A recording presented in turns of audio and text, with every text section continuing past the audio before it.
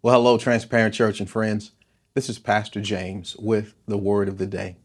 Today, I want to spotlight Proverbs chapter 27, verse number 17 from the New Living Translation, where we find these words. As iron sharpens iron, so a friend sharpens a friend. Well, as we get started with this day and kicking off the weekend, I want to use as a theme, and we've rather been spotlighting relationship today.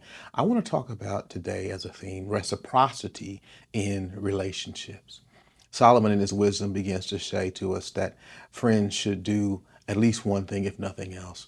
They should, as iron sharpens iron, they ought to sharpen one another. The countenance, they ought to sharpen the skill set. They ought to sharpen the ability to have one's life shaped by a true friend who's willing to have compassion and unity and being able to provide constructive criticism like iron sharpening against iron to make one better. But I want you to know as well, as you reflect on relationships and reciprocity in relationships, ask the question and answer the question for me and with me.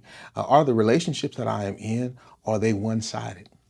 Am I just the one that's doing the sharpening and not getting any reciprocity in return? Or are you the one that's receiving and not doing your part in the giving? I say this because healthy relationships, in my belief, have reciprocity in the relationship, whether that's a marriage, whether that's a friendship, whether that's even a work relationship. When we walk together and we begin to understand that no one wants to just receive all the time, even correction and direction.